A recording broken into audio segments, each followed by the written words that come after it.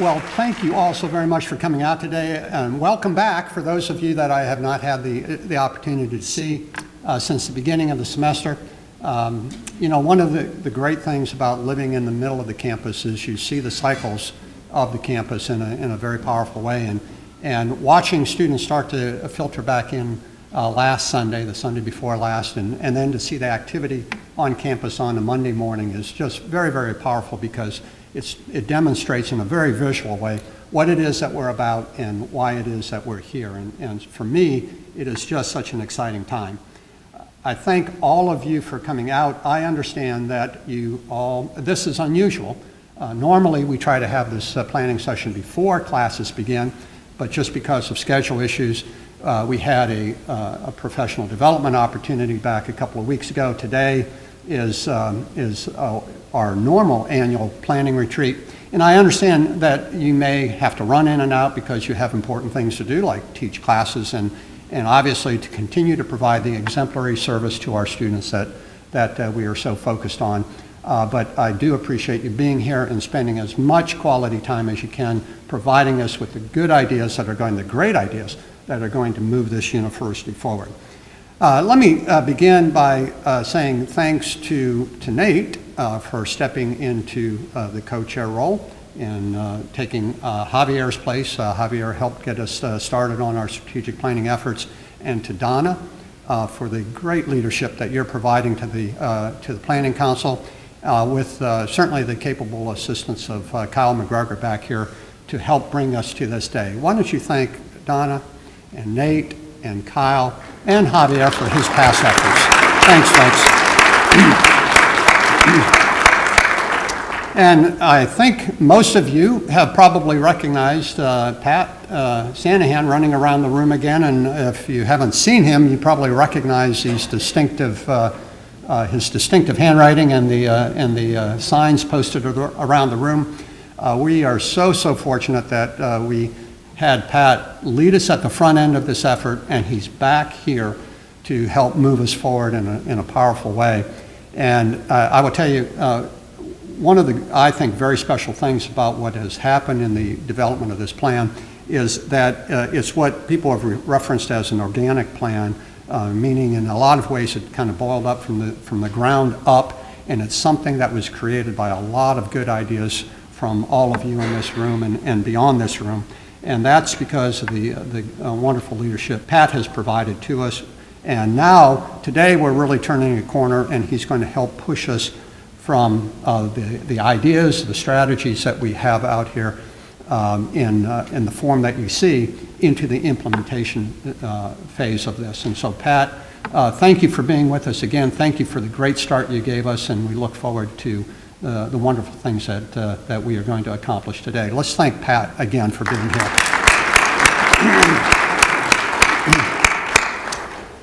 Well, I expect if you were like me during the holidays, even if you don't like football, you probably spent a little bit of time watching football. It was hard not to see it on the TV. And one of the things that happens during all those bowl games and now during the playoff games, you know, you heard a lot of experts doing all their predicting. They were talking about the tactics, the tendencies, the expectations, and the outcomes of the games.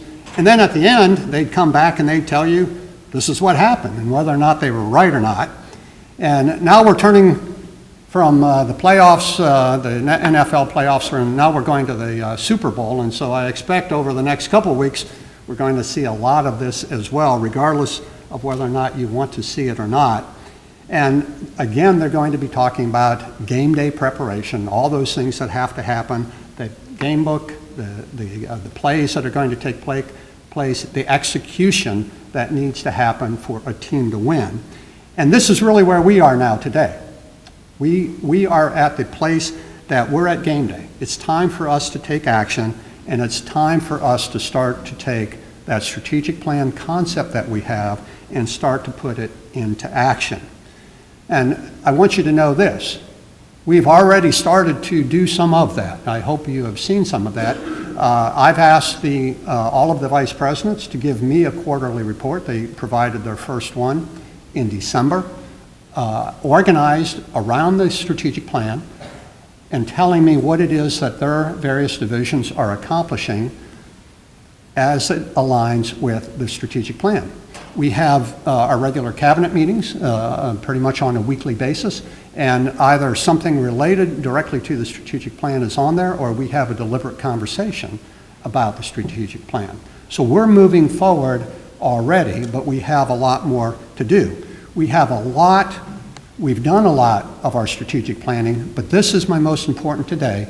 Now it is time for us to begin strategic doing. Move from the planning to the doing of the strategic plan. And so if you go back to that football analogy, it's time for us to really step up to the next level. It's time for us to put our game face on, play with a sense of urgency, and it's a time for us to begin to play to win. I think we have an excellent strategic plan. That small document that you have out there has some powerful ideas in it. And it's been developed, as I said, by the entire campus community. And that is a powerful, powerful piece of what's in there. I think we understand who we are.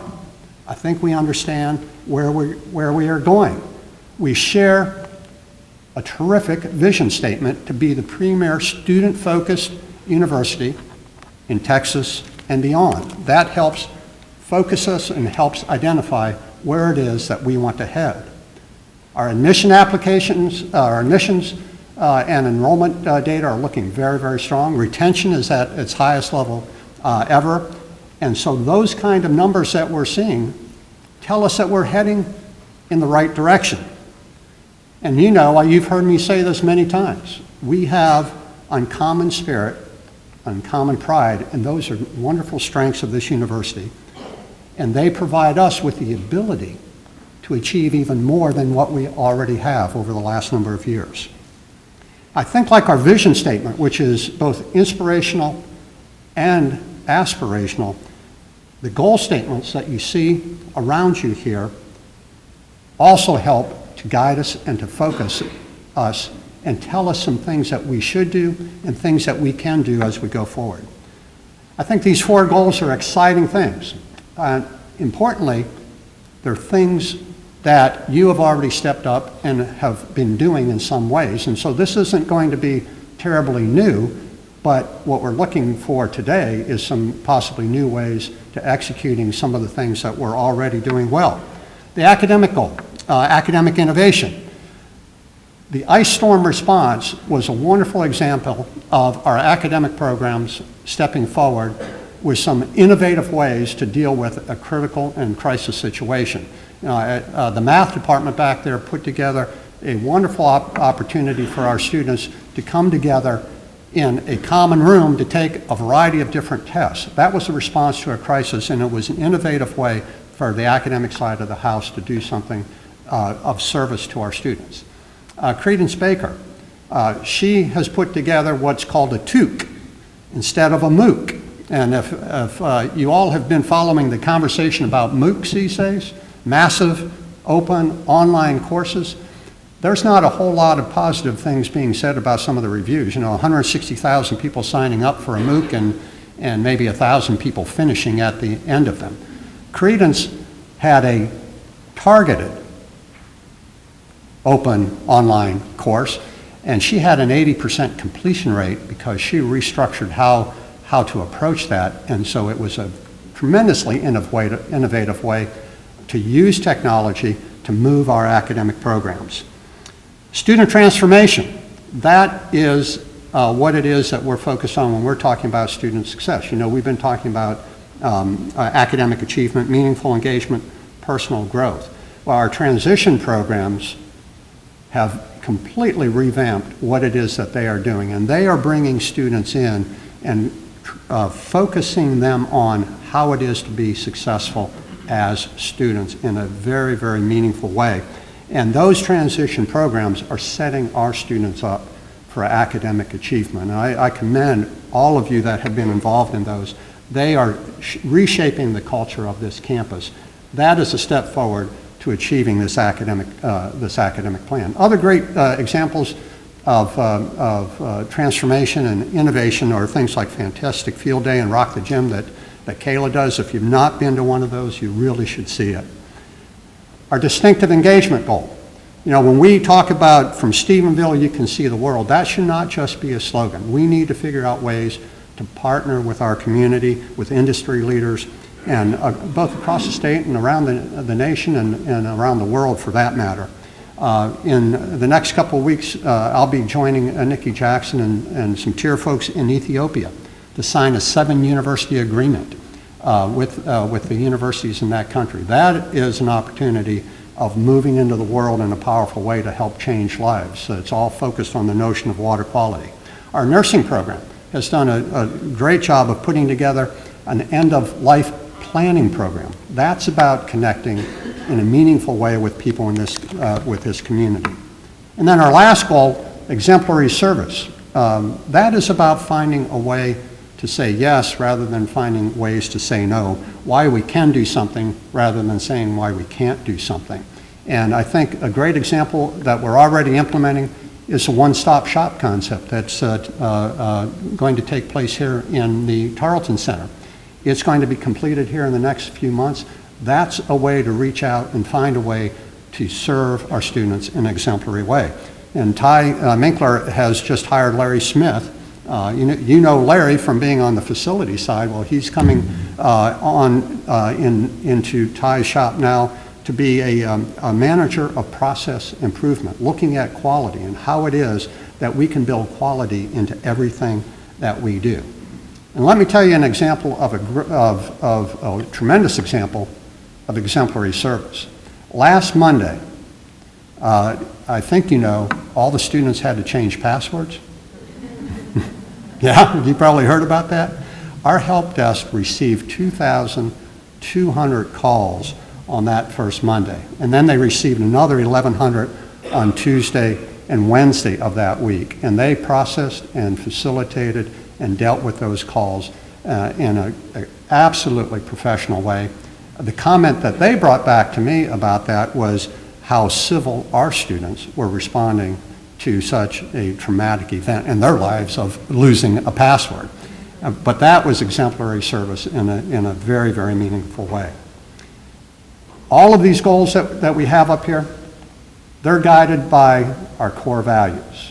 The core values that we have seen displayed around the campus. They're in recruitment and orientation programs. They're displayed on the bottom of that little handout that you have. Mark Littleton told me he saw another core value at the basketball game on Saturday night. A student was holding up a sign that said, "Our 7th core value, winning." Maybe not, but the important thing about that is it means that they are indeed being inculcated into the daily life of our students, and that's what we want to accomplish. I have to tell you, Rusty's office has done a tremendous job of finding ways for students to learn about the core values, for them to see the core values, and has just stepped up and made those a part of our students' lives. I'm reminded, Rusty, of, I think it was my very first planning session like this. I asked Wanda to stand up and recite the 4 E's. Do you remember that? And she couldn't do it. So why don't you stand up and recite the core values for us? Civility, integrity, tradition, excellence, leadership, and service. He left off winning. Very well done, thank you, and not even hesitating. So let's think about this. What is the vision statement? What are the goals that we have? What is the strategic plan going to do for us? An important piece of this is it's a tool for us to maintain focus. And it's especially important for an institution as large and as broad as we are here at Tarleton. But it helps us to connect to one another, and it helps us to connect to what we believe success is going to look like in the future. But this is what it's not. It's not a playbook. It's not a playbook. It's not filled with the details of all the actions that we have to take to implement the plan. But it does share the shared goals that we have, and that's an important part of it. It's not a checklist. of exactly what steps need to be taken.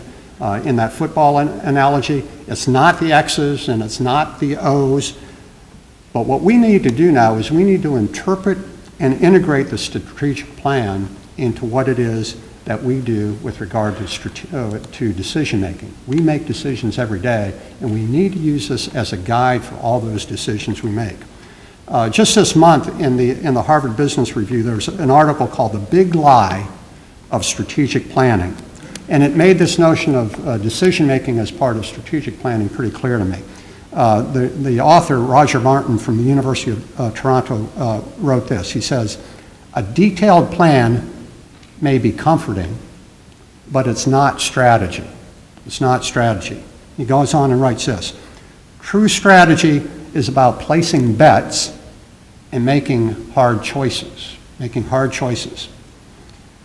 So it's about choices where we spend our money, how we spend our time, and so it's about a series of decisions that increase the odds of us being successful in the implementation of this plan. And so what I like about thinking of a strategic plan as a series of decisions is it allows us to be nimble and to respond to changes and opportunities that are going to come up. And Lord knows we're going to see changes in the higher education landscape in the years ahead. We've seen plenty over the last couple years. And so it allows us to identify what has to change in order for us to succeed, for us to be an advocate for the quality of our graduates, and really to be relentless in the pursuit of a stronger Tarleton. That's what that plan does, but doing so with a series of decisions that we make every day and in a very deliberate way. And it's, at the end of the day, it's the actions that we're going to take that are going to determine whether or not we are successful and whether or not we have truly met and lived out the vision statement, the goal statements, and the core values that we have. So, as I wrap this down, let me say this. I think we have the right plan, and we have it at the right time. It's focused on the right things. We have plenty of momentum, as witnessed by the number of students that are making Tarleton their school of choice. Now what we need to do is we need to take that plan off the table that's in front of you, and we need to put it into action. And that's what today is all about, is putting the strategic plan into action and for us to move forward with our strategic doing. Thank you for being a part of doing and moving forward this great university. Thank you, folks, for help today.